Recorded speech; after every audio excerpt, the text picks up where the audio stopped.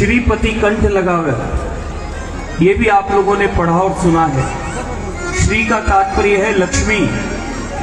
माँ लक्ष्मी जी के पति भगवान राम, और राम जी ने हनुमान जी को गले लगा लिया। 8 सिद्धि 9 निधि, लोक और परलोक की सारा ऐश्वर्य, सुख और शांति और समृद्धि, धन दौलत ऐश्वर्य नाम मान सम्मान जो कुछ भी है, ये सारी 8 सिद्धि इन 14 लोकों में ये सारी हनुमान जी महाराज को मां जानकी जी ने प्रदान की।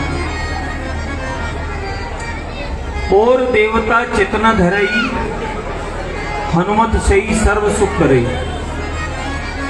मेरी बालकों से निवेदन है, ये जो हंसी ठटोले कर रहे हैं, एक दूसरे के घोंसे लाद कर रहे हैं, इनको मैं फिर से कह रहा हूं, ये सिनेमा हॉल नहीं है,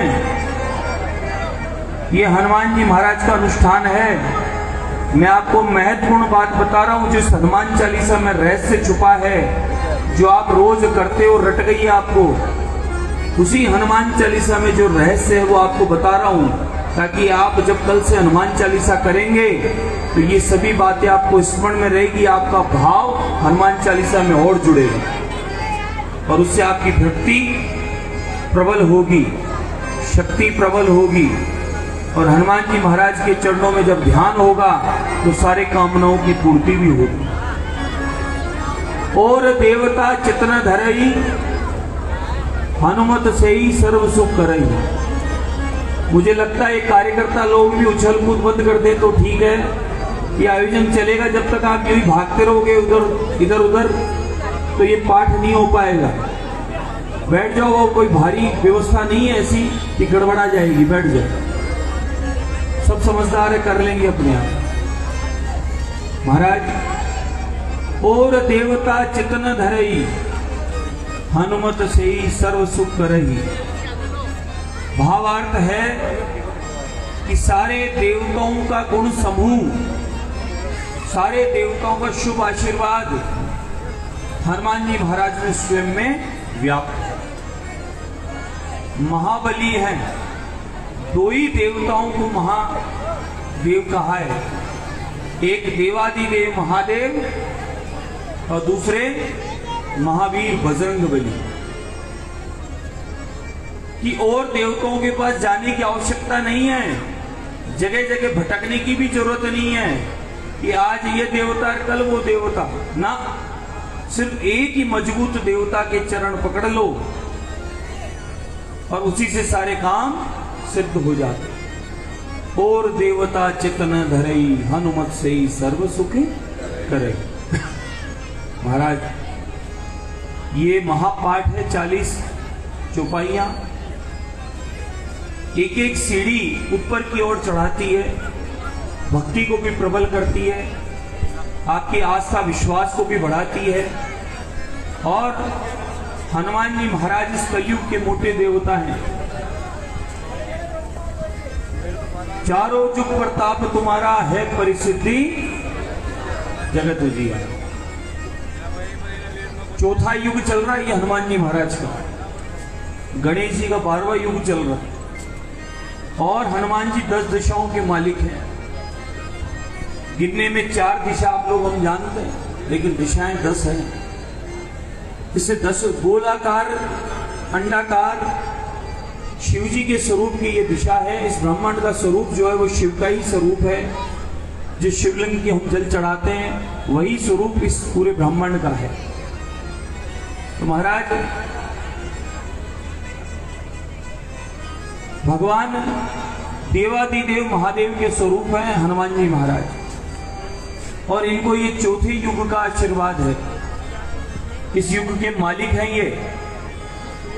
तो ये चौथे युग के जो मालिक हैं श्री हनुमान जी महाराज, ये साक्षात हैं, ये हर जगह व्याप्त है।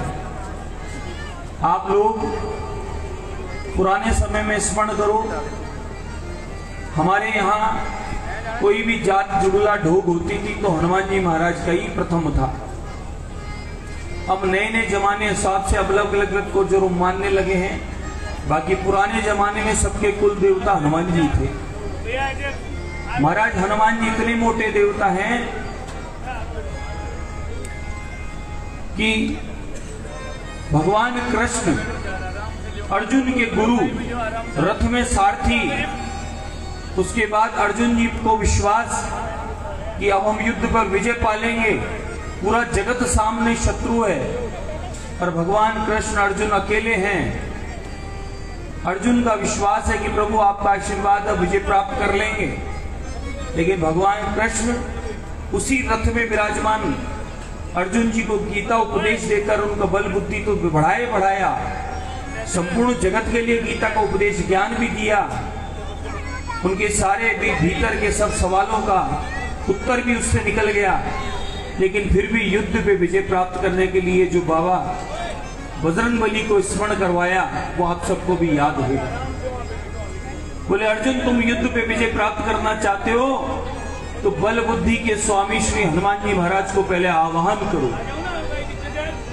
अर्जुन जी महाराज को ज्ञान भगवान कृष्ण ने दिया। बोले प्रभु कैसे? बोले हनुमान जी महाराज के नाम का एक रथ के ऊपर ध्वज स्थापित करो, ध्वज का पूजन करो और हनुमान जी का आवाहन करो। हनुमान जी महाराज का आह्वान किया, हनुमान जी आए, भगवान कृष्ण को प्रणाम किए। बोले प्रभु आज्ञा देवें, क्या आदेश है दास के लिए? बोले हनुमान जी महाराज कि अर्जुन जी महाराज को आपको युद्ध विजय कराना है। बोले जो आज्ञा प्रभु। और श्री हनुमान जी महाराज ध्वज के भीतर जाकर विराजमान हो गए। ध्वज में विराजमान हुए, अर्जुन जी महाराज का युद्ध प्रारंभ हुआ। अर्जुन जी आंख बंद करके एक तीर छोड़ते और उधर 10-20 हजार आड़े पड़ जाते। अर्जुन जी महाराज देखे बड़ा चमत्कार है भगवान कृष्ण ने, अपन एक तीर छोड़ते रहे, वहां 1000-20 हजार सलट जाते। खूब कृपा है प्रभु आपकी। भगवान कृष्ण बोले कृपा जहां बरस रही है वहां भी तो देखो, धन्यवाद उधर करो। ऊपर की ओर इशारा किया तो ऊपर हनुमान जी ध्वज में विराजमान थे, गोड़ी डालकर मुस्कुरा रहे थे और इशारे में कह रहे थे चलाए जाओ। अर्जुन जी लीला समझ गए कि बल बुद्धि के देवता ये हनुमान जी महाराज ही युद्ध विजय करा रहे हैं, ये नहीं होते तो संभव नहीं था।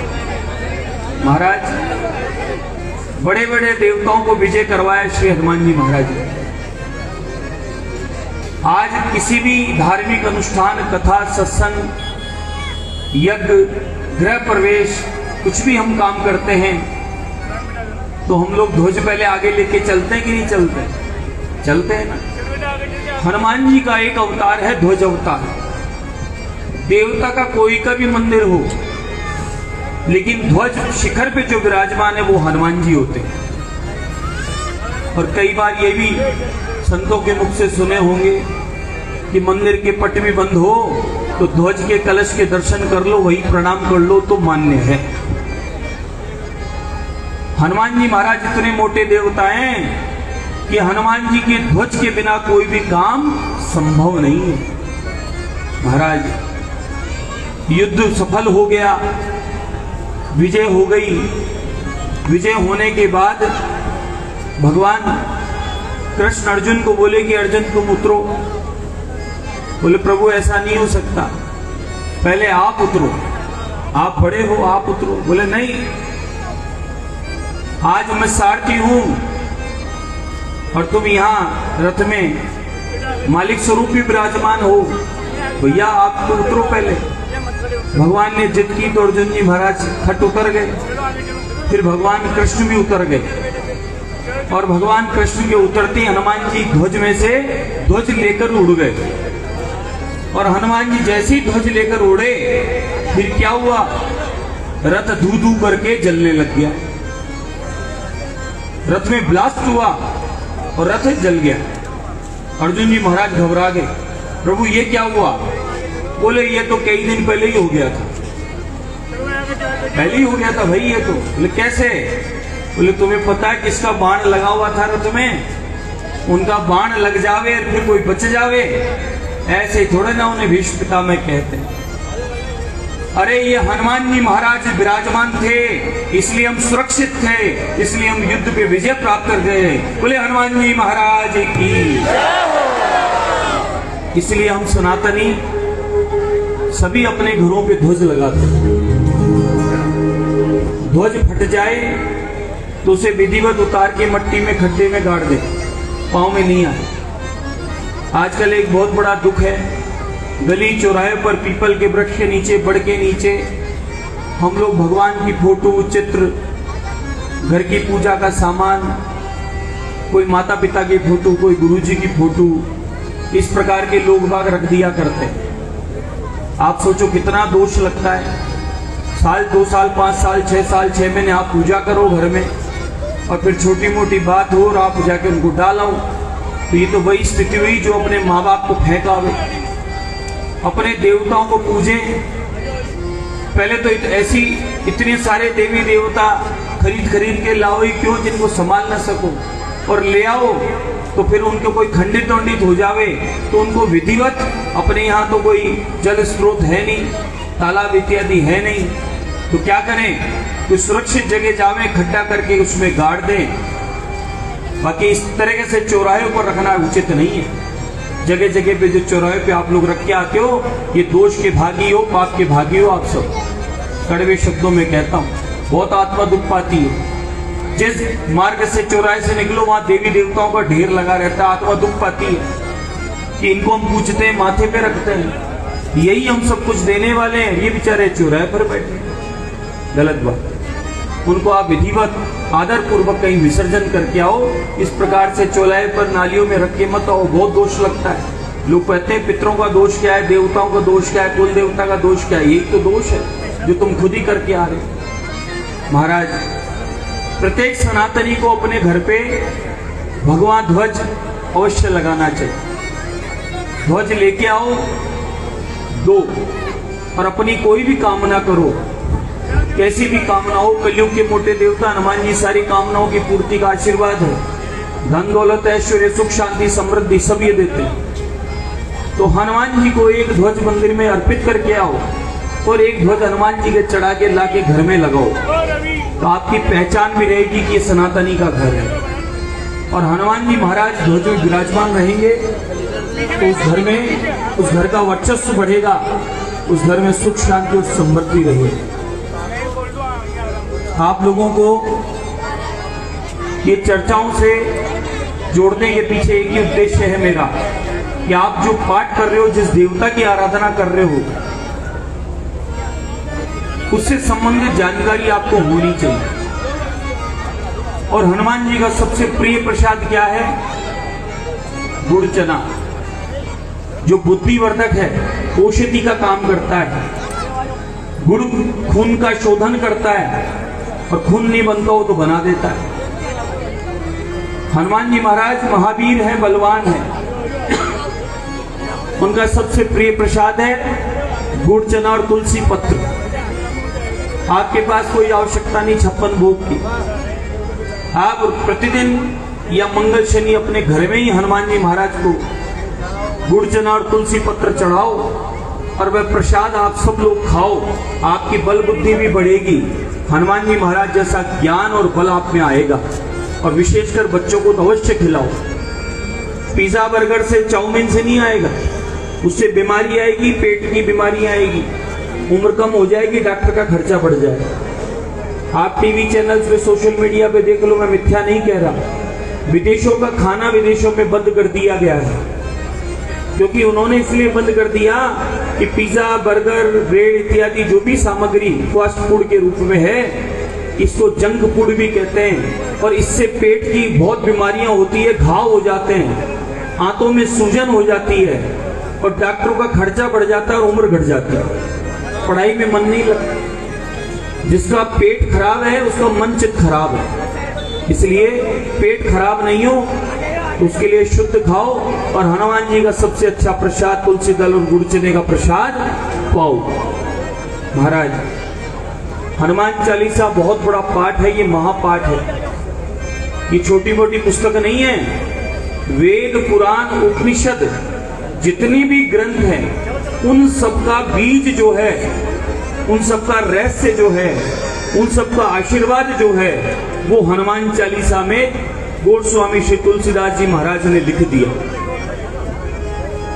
सारी कामनाओं की पूर्ति सिर्फ हनुमान चालीसा कर सकती है।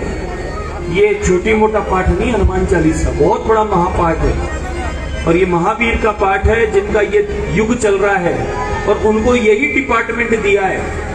इस कलयुग में संकट आएंगे, भक्ति से लोग दूर होंगे, लेकिन हनुमान जो तुम्हारी शरण आएगा, तुम्हें उसे सारे संकट काट देने हैं, उसे भक्ति का भी आशीर्वाद देना है, सुख और शांति का भी तुम्हें देना है। तुम्हें यहीं रहकर ये आशीर्वाद देते रहना है। कौन सा संकट मुझ गरीब को, जो तुम सो नहीं जात न टारो, बेगी हरो हनुमान महाप्रभु, जो कुछ संकट होए हमारे।